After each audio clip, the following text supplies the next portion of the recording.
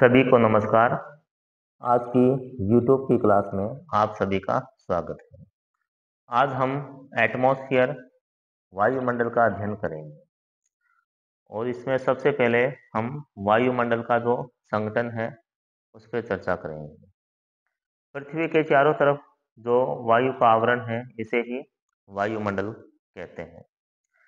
इस वायुमंडल में विभिन्न तरह की गैसें हैं, अलग अलग कई तरह की गैसें हैं, जैसे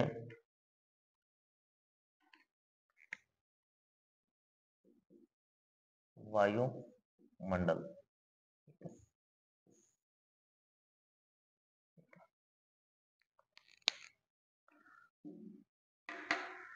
इसमें विभिन्न तरह की गैसें हैं, जैसे सबसे पहले नाइट्रोजन,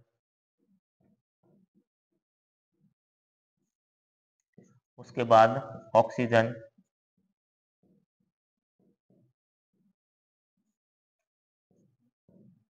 ऑर्गन, फिर है कार्बन डाइऑक्साइड।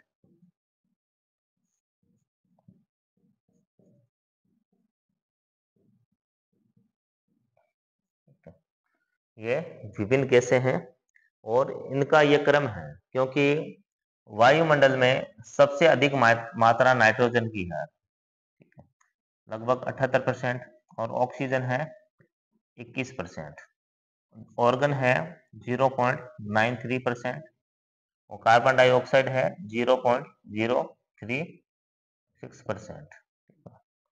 ये प्रतिशत है जो हमारे वायुमंडल में जो गैसें हैं उनका। वायुमंडल में सबसे अधिक जो मात्रा है वो नाइट्रोजन की है, उसके बाद ऑक्सीजन है।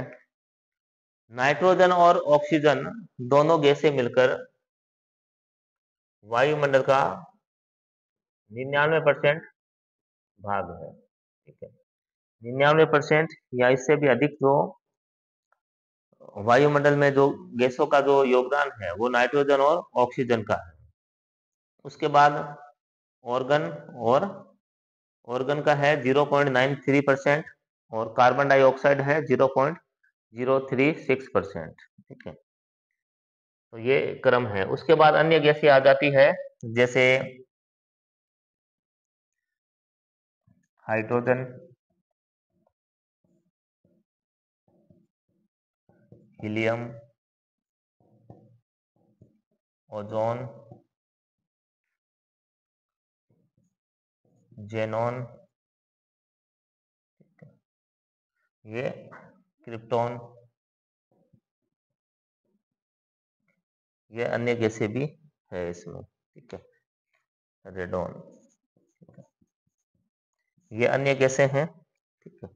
लेकिन ये प्रमुख रूप से, जैसे नाइट्रोजन, ऑक्सीजन, ऑर्गन, ठीक है, ये प्रमुख रूप से गैसें हैं। और ये जो नाइट्रोजन, ऑक्सीजन, जो आर्गन है, ये गैसें स्थायी गैसें हैं, ये स्थायी गैस, ठीक है। यानी इनकी जो मात्रा है वायुमंडल में वो परिवर्तित नहीं होती है, स्थायी रहती है। जो कार्बन डाइऑक्साइड गैस है जिसकी जो मात्रा है वो अस्थायी है, अस्थायी, क्योंकि कार्बन डाइऑक्साइड जो गैस है इसकी मात्रा घटती और बढ़ती रहती है, क्योंकि कई तरह के उद्योग धंधे, मोटर गाड़ी है, जंगल में आग लगना या किसी भी तरह से जो धुआं होता है, ठीक है, तो वो कार्बन डाइऑक्साइड का निर्माण करते हैं।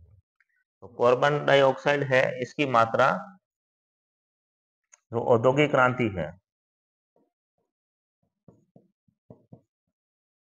औद्योगिक क्रांति, ठीक है, लगभग 1750 ईस्वी, ठीक है, उसके बाद से जो कार्बन डाइऑक्साइड गैस है इसकी मात्रा में वृद्धि होने लगी है, ठीक है, और निरंतर वृद्धि होती जा रही है।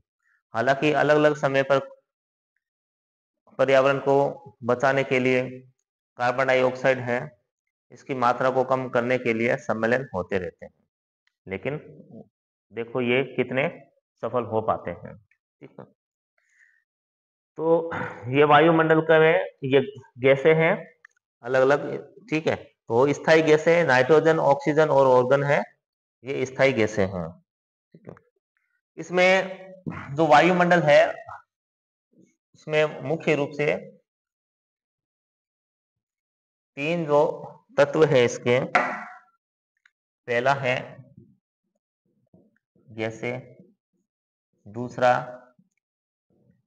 जल वाष्प और तीसरा है एरोसोल या धूलकण। ठीक है। गैसें, जल वाष्प और एरोसोल यानी धूलकण, इनसे ये प्रमुख रूप से ये तीन है, ये पाए जाते हैं वायुमंडल में। ठीक है। सबसे पहले गैसें हैं, और गैसों का बताया है अभी, जैसे नाइट्रोजन, ऑक्सीजन, ठीक है, ऑर्गन, और ये कार्बन डाइऑक्साइड है, हाइड्रोजन, हीलियम, ये गैसें हैं। ठीक है। नाइट्रोजन जो गैस है ये सबसे अधिक है वायुमंडल में, और इसका जो हम उपयोग है डायरेक्ट नहीं कर पाते। जो नाइट्रोजन गैस है इसे जो पौधे होते हैं, पेड़ पौधे होते हैं, पेड़ पौधे, इनकी जो जड़ें हैं, ठीक है, जड़ों से ये नाइट्रोजन को लेते हैं, और इन जो पेड़ पौधे हैं इनका जब हम उपयोग करते हैं तो हमें नाइट्रोजन गैस से, या जो नाइट्रोजन जो तत्व है वो हमें प्राप्त होता है। ठीक है। उसके बाद ऑक्सीजन है। ऑक्सीजन का तो हम सभी को जानकारी है ऑक्सीजन की। ऑक्सीजन गैस हम लेते हैं और CO2 हम छोड़ते हैं। ठीक है। ऑक्सीजन है, और ठीक है, प्रमुख यही गैस है। उसके बाद जल वाष्प है। देखो, जल वाष्प का वायुमंडल में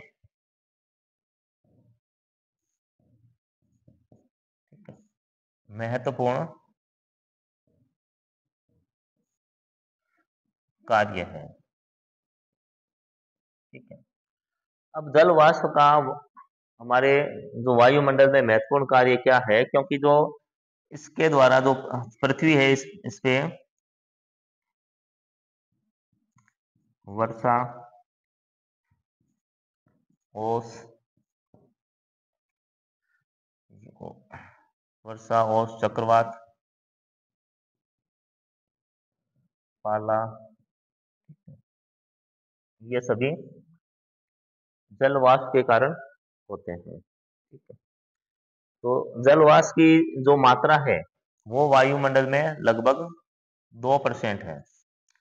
जल वाष्प की मात्रा वायुमंडल में लगभग 2% है, और अधिकतम 4 से 5%। ठीक है। अधिकतम जो मात्रा है जल वाष्प की वो 4 से 5% हो सकती है। इसके अलावा जो शीत प्रदेश है, शीत प्रदेश प्लस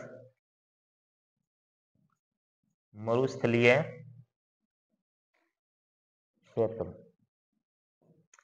यहाँ पर जो जल वाष्प की मात्रा है वो 1% रहेगी। ठीक है। यानी जो जल वाष्प है वो 1% मिलेगा यहाँ। ठीक है। शीत प्रदेश और मरुस्थलीय प्रदेशों में। और वायुमंडल में जो जल वाष्प है इसका जो 90% भाग है जल वाष्प का, वो लगभग 5 किलोमीटर 5 किलोमीटर पर तक रहता है इसका 90% भाग जल वाष्प का। जैसे जैसे हम भूमध्य रेखा के उत्तर या दक्षिण जाते हैं,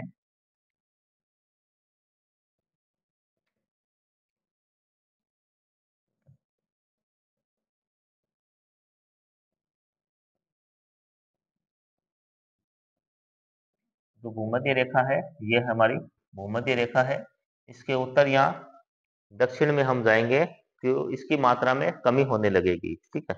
जलवाष्प की जो मात्रा है वो कम होगी, और उसके अलावा जैसे जैसे हम ऊंचाई पे जाएंगे तो जलवाष्प की मात्रा है वो भी कम होने लगेगी, क्योंकि केवल 5 किलोमीटर तक ही जल वाष्प है वो अधिक हमें प्राप्त होती है। लगभग 90% जल वाष्प है वो 5 किलोमीटर पे ही हमें मिल जाती है। ठीक है। उसके बाद है एरोसोल, यानी धूल कण।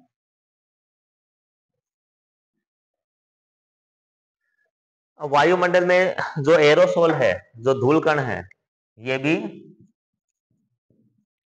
संघनन का कार्य करते हैं। ठीक है, ये भी संघनन का कार्य करते हैं। जो अब धूल कण है ये आते कहां से है वायुमंडल में? जैसे ज्वालामुखी, ज्वालामुखी की राख, ठीक है, मरुस्थल की मिट्टी और नमक के कण, ठीक है, ये सभी ये एरोसोल या धूल कण में आते हैं। तो ये भी संघनन का कार्य करते हैं। ठीक है। इसके अलावा अब जैसे हमने गैसों की बात की थी, गैसों में जैसे CO2 है, ठीक है, इस पे चर्चा थोड़ी छूट गई थी, वो वापस करते हैं अपने। अब जो CO2 गैस है, ठीक है, ये ग्लोबल वार्मिंग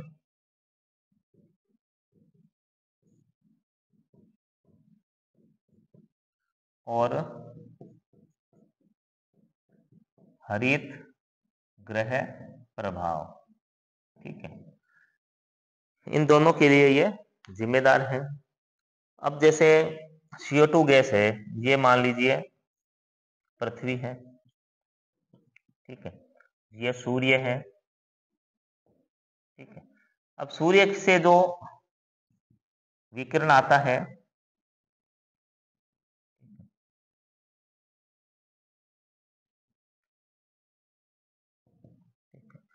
ये होता है लघु तरंगों के रूप में।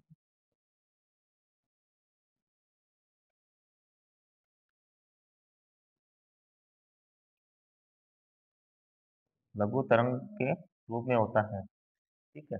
और जो सूर्य है, सूर्य के द्वारा जो पृथ्वी की जो हीट मिल रही है, तो पृथ्वी क्या करती है, नाइट में वापस उसका प्रत्यावर्तन कर देती है। लेकिन जब CO2 की मात्रा अधिक हो जाती है तो उसकी एक लेयर बन जाती है CO2 की, ठीक है, जो CO2 है उसकी एक लेयर बन जाती है, ठीक है। जो अब ये जो लेयर बन गई है, तो पृथ्वी से जो किरणें प्रत्यावर्तित होती है वो वापस नहीं जा पाती अंतरिक्ष में, ठीक है, क्योंकि जो CO2 की परत है वो इसे रोक लेती है। तो इससे क्या है, जो पृथ्वी का तापमान वो बढ़ता है, ठीक है। अब पृथ्वी का तापमान बढ़ने से ग्लोबल वार्मिंग और हरित गृह प्रभाव है, ये दोनों ही पृथ्वी पे होते हैं। और पृथ्वी पर जैसे जो मौसम है, जो मौसम का जो सिस्टम है वो सारा ही गड़बड़ा रहा है, ठीक है। ग्लेशियर है वो पिघल रहे हैं, समुद्रों के आसपास जो देश है, जो द्वीप है, वो समुद्र में जलमग्न हो रहे हैं, ठीक है। और तो ये इसलिए CO2 से काफी ज्यादा नुकसान हो रहा है पृथ्वीवासियों को। अब अगली कड़ी में है हमारे वायुमंडल की परतें। वायुमंडल की परतें, वायुमंडल की कुल परतें देखिए, सबसे पहले हैं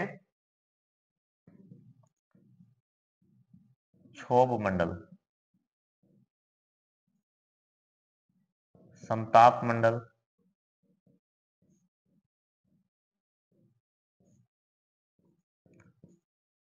मध्य मंडल, चौथे पे है अपने आयन मंडल, ठीक है। और पांचवे पर है बहिर्मंडल, ठीक है। ये 5 परतें हैं अपने वायुमंडल में। इसमें से सबसे महत्वपूर्ण परत ये 2 ही है, ठीक है। क्षोभ मंडल और समताप मंडल ये 2 महत्वपूर्ण है। इसमें भी जो क्षोभ मंडल है ये महत्वपूर्ण है अपने, क्योंकि क्षोभ मंडल की जो परत है यहाँ पृथ्वी के सबसे पास की परत है और इसकी ऊंचाई, औसत ऊंचाई है इसकी, औसत ऊंचाई वो है 13 किलोमीटर। भूमध्य रेखा पर ऊंचाई है लगभग 18 किलोमीटर और ध्रुवों पर इसकी ऊंचाई है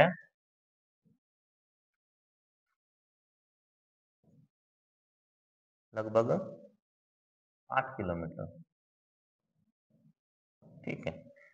तो ये इसकी ऊंचाई है और महत्वपूर्ण इसलिए बता रहा था मैं, इस पे वापस आएंगे कि यहाँ पर जो चक्रवात है, वर्षा है, आंधी तूफान है, वो सारे इस क्षोभ मंडल में ही होते हैं। तो अलग अलग ऊंचाई का कारण जानते हैं पहले।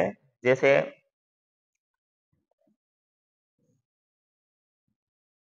ये 0 डिग्री भूमध्य रेखा, ये कर्क रेखा, ये मकर रेखा, ठीक है।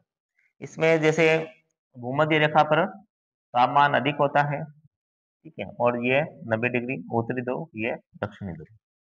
तो अधिक तापमान की वजह से वायु गर्म होकर हल्की होती है और ऊंचाई तक जाती है। तो भूमध्य रेखा पर जो इसकी ऊंचाई है वो 18 किलोमीटर अधिक मिलती है और ध्रुव पर तापमान कम रहता है तो इसकी जो ऊंचाई है वो कम होती है, केवल 8 किलोमीटर तक इसकी ऊंचाई होती है। तो बाकी औसत ऊंचाई है इसकी वो 13 किलोमीटर है क्षोभ मंडल की।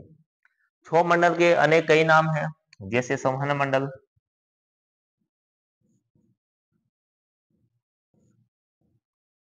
परिवर्तन मंडल,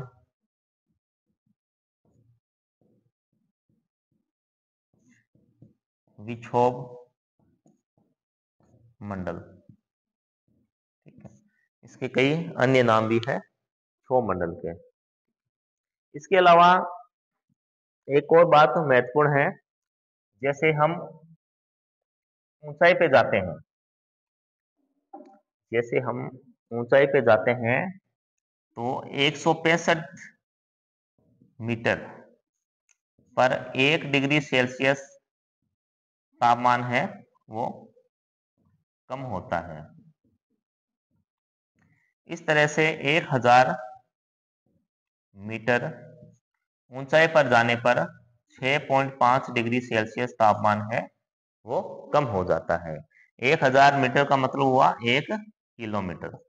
1 किलोमीटर पर 6.5 डिग्री सेल्सियस तापमान है वो कम हो जाता है और इसे कहते हैं सामान्य ताप पतन दर कहते हैं, ठीक है। तो ये क्षोभ मंडल है। अब क्षोभ मंडल में एक ट्रोपोपाज है, ठीक है। इसकी जो चौड़ाई है वो 1 से लगभग 1.5 किलोमीटर, ठीक है। 1 से 1.5 किलोमीटर तक इसकी चौड़ाई होती है। इसके बाद देखिए यहाँ पे तो तापमान है वो कम हो रहा था, इसके बाद जो तापमान है वो बढ़ने लगता है, ठीक है। तो ये क्षोभ मंडल।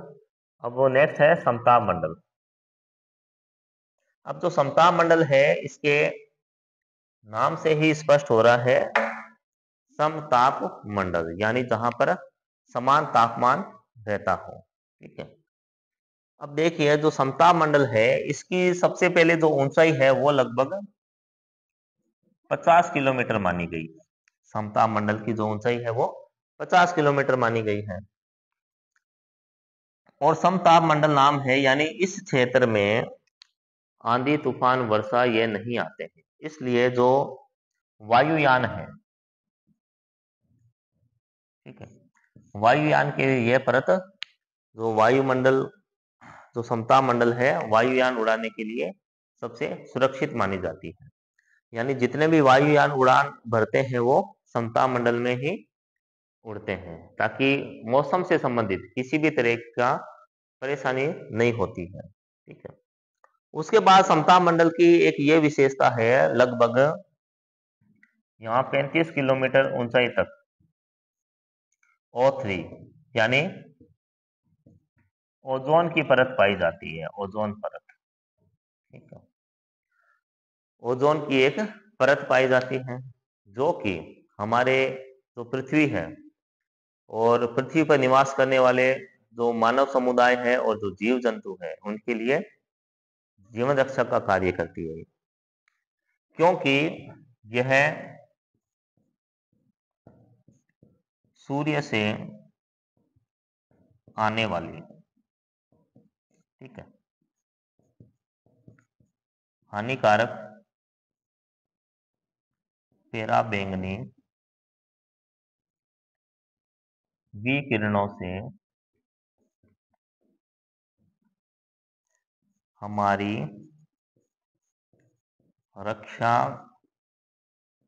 करती है। ठीक है, क्योंकि जो सूर्य से जो हानिकारक विकिरणें आती है, अल्ट्रावायलेट रे है, उनसे हमारी रक्षा करती है। अगर ये किरणें यहाँ पे पहुंच जाए पृथ्वी पर, तो कई तरह के चर्म रोग और कैंसर के रोग बढ़ जाएंगे। तो प्रत्येक 16 सितंबर को प्रत्येक वर्ष ओजोन दिवस मनाया जाता है। 16 सितंबर दिवस, ठीक है। फिर नेक्स्ट हम बात करते हैं मध्य मंडल की।